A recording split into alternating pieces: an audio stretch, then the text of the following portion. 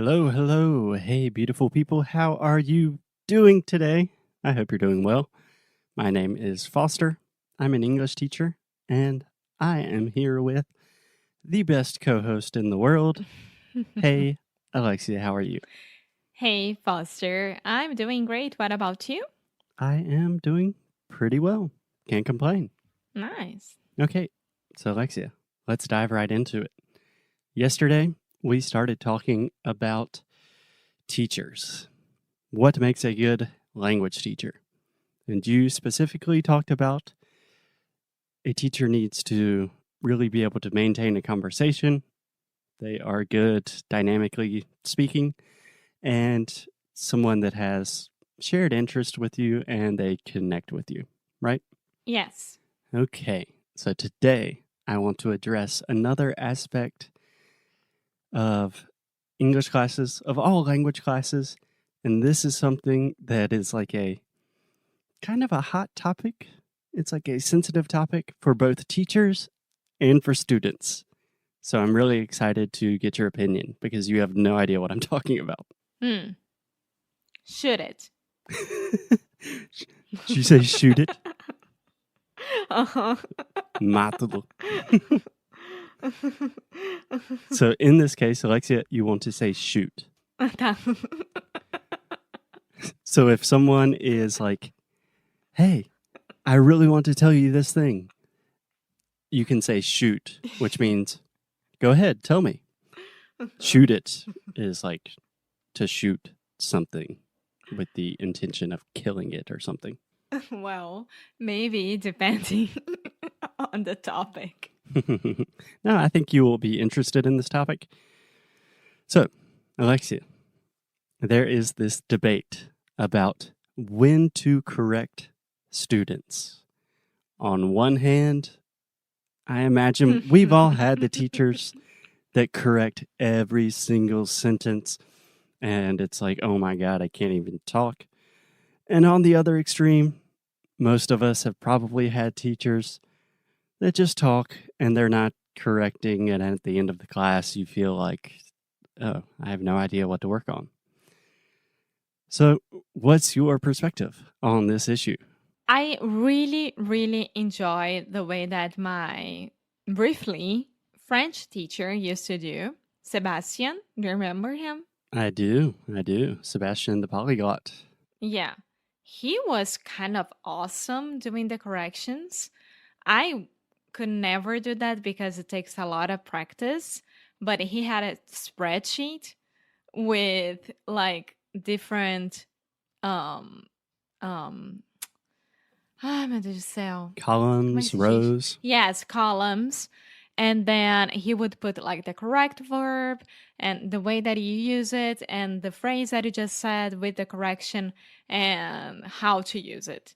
It was amazing. And he would do it like at the same time that you were speaking.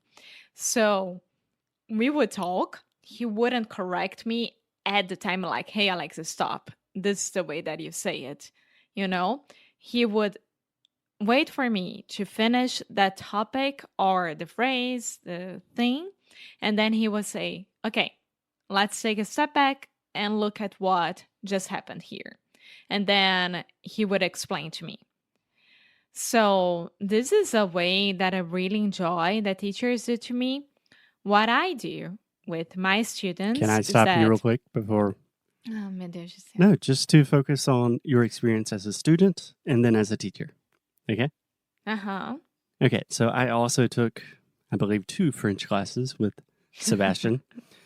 That's a long story, but he was a fantastic teacher and he was taking real time notes in a Google spreadsheet. It was very impressive. And that is something that I've incorporated into my own classes. I just use a Google document, but I am taking notes the entire time.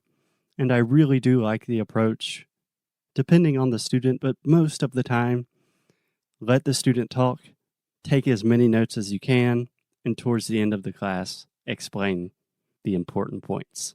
Is that more or less your experience? Yeah. Awesome. Okay, that is one way to do it. That is an approach I definitely approve of. Tell me about your experience as a teacher.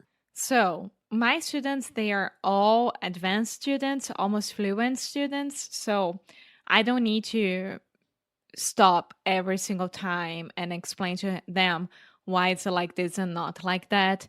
I mean, they get already when I correct them. And what I do is that I have the Zoom chat, right?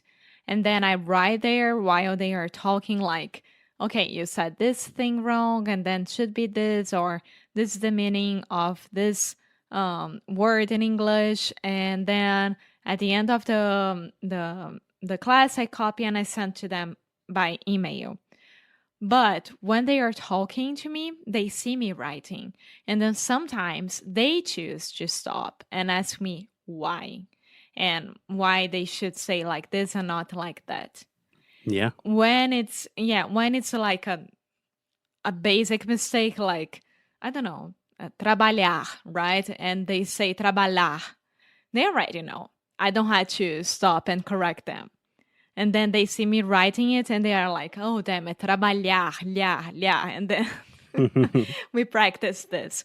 But this is me with like 3 very, very advanced, almost fluent Portuguese students. Yeah. Sounds like you have some fantastic students. I do. Okay, I think that really illustrates the issue very well, because this idea of correcting the student, it really exists within the relationship between teacher and student, right? So, for example, you have students that they see you typing and they already have a question and they want to be corrected in the moment. So it's very clear what the relationship should be like. Does that make sense? Yeah, exactly.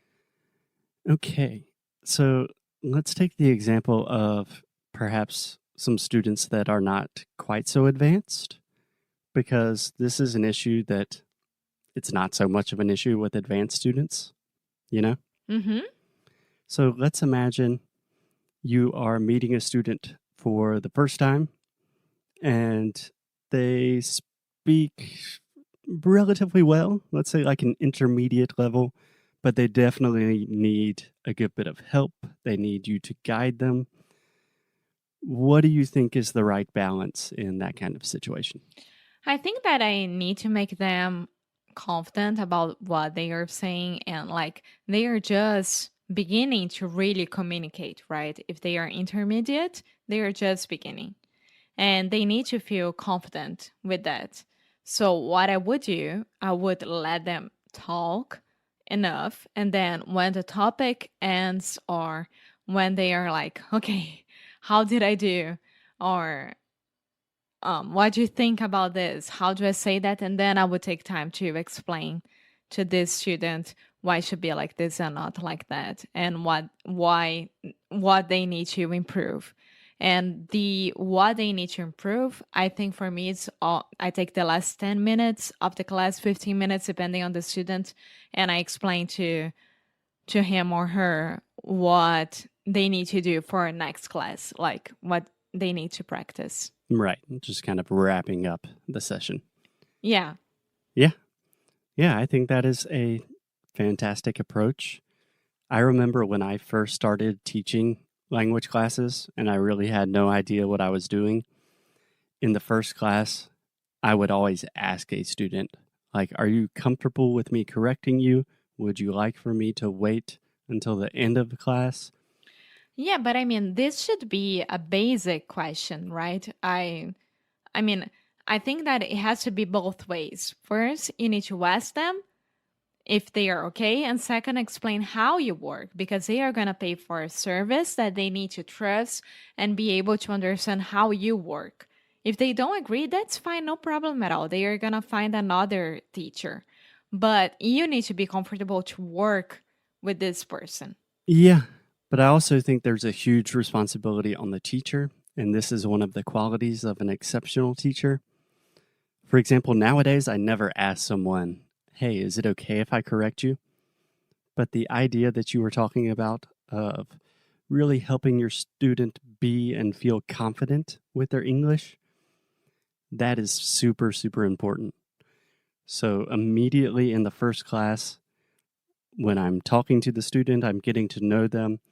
I'm also analyzing, okay, are they confident with what they're doing? What do they need help with?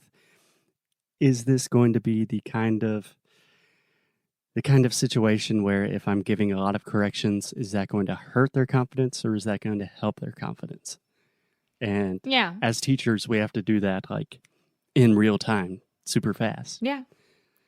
So it's a hard thing to do, but good teachers can do it. It's a hard thing. And one of the things that I am doing right now with one of my students, for example, is that he's been with me for 2 years now. So we talked about everything you can imagine.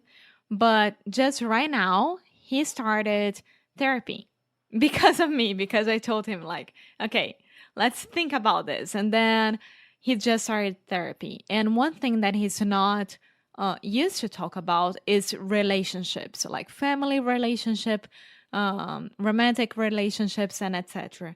It's not part of his vocabulary, right? Mm-hmm. And because I know that, I am trying to make him like talk more about his family, their relationship, how it was when he was a kid, and like nothing very specific, but he can understand that, okay, I can talk about this as well, because he thinks that he can't.